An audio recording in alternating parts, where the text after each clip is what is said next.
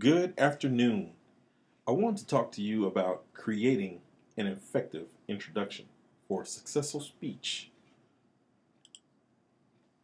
So, throughout your life, you've used these elements of a speech: the introduction, body, conclusion, and all of documents you've written for, let's say, grade school, high school, etc. It's no different for a speech. Everything you do when you're creating a speech is about taking certain steps. So, what are those steps that you'll follow when creating an effective introduction? Well, if you're around public speaking long enough, you'll hear of the three T's. Those three T's are: tell the audience what you're going to tell them, then tell them what you told them. It's a real cyclical process. Speech making is easy, so you don't have to make it harder than it has to be. So, why would you want to create an effective introduction?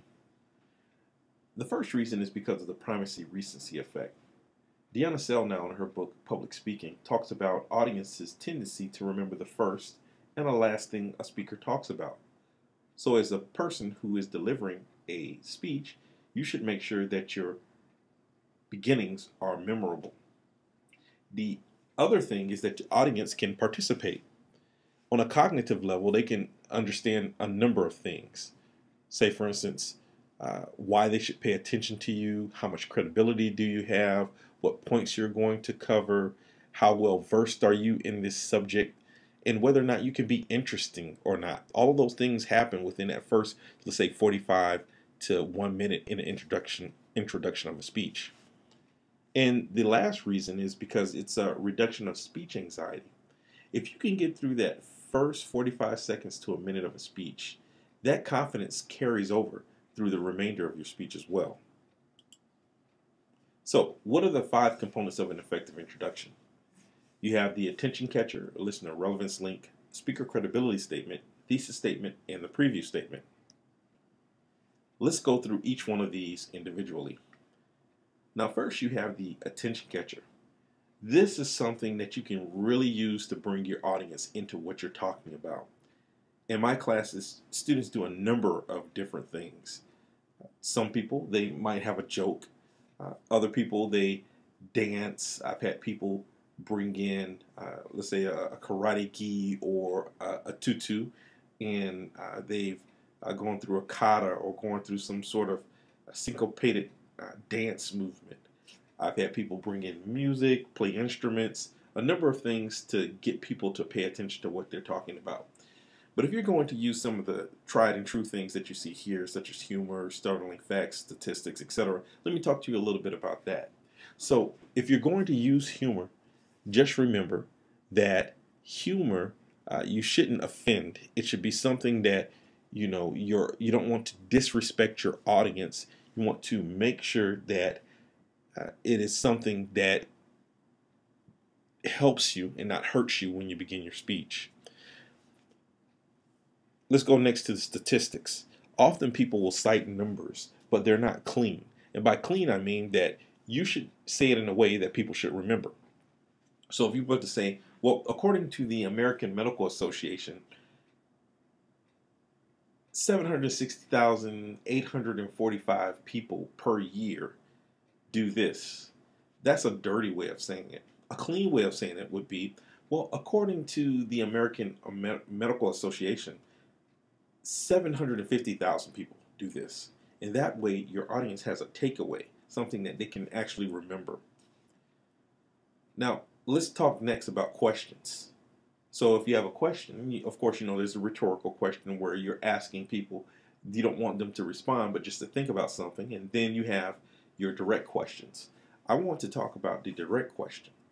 The direct question is something that you should make sure that you tell the audience exactly what you want.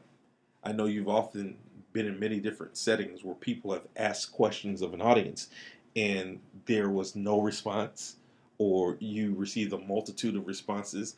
The speaker, say for instance, they received some people shaking their head, some people nodding, some people raise their hand, some people say things out loud, but that's not really an effective way of getting people to respond so you can get an accurate assessment as a speaker. So I would suggest using something more specific. Say, for instance, by a show of hands, how many of you do this? And that way you can tell your audience exactly what to do and how to respond to you. Additionally, when you're creating your speech, make sure that the questions you ask, that your speech doesn't hinge upon the responses. You should be able to move forward just in case they don't answer in a way that you thought.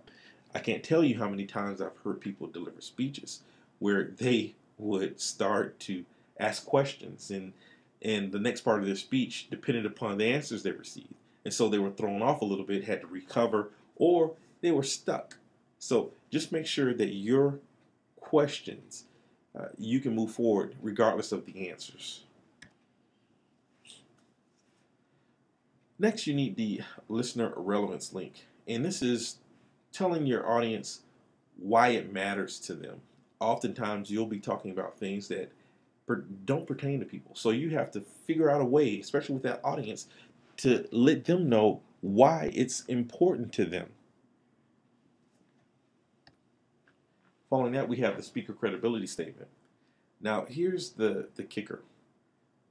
Experience is great for delivering a speech, but oftentimes when you're delivering information, you may not necessarily have that experience component. So it's also important that you provide the research component, talk about who you've talked to, what you've experienced, how you've conducted the research for the speech, because not everyone wants to hear people talk off the top of their head. They want to know what research they conducted, what have they studied, what have they measured, etc., so that they can trust you to deliver this information. And it's not just something that you've created or that you're just saying because you feel good about the subject. Follow the next step is the thesis statement. This is just a one-sentence summary discussing what you're going to talk about. So if you're going to talk about weightlifting, you can say, today I'm going to talk about the benefits of weightlifting. It's simple, easy, and to the point. And the last one is the preview statement. And this is just the three main points that you're going to cover in relation to your topic. So if your thesis statement is, today I'm going to talk about the benefits of weightlifting, then your preview statement can be, I will discuss how weightlifting increases bone density, increases anaerobic endurance, and increases muscularity. And you should say it quickly and cleanly so your audience knows exactly what you're going to talk about. So, to review, let's talk about how you can create an effective introduction. First, you have your attention catcher, and this is where you use a joke, a fact, statistic, something humorous that you can make your audience want to sit up and pay attention to you. Followed by that listener relevance link. Hey, why is this important to me as a listener?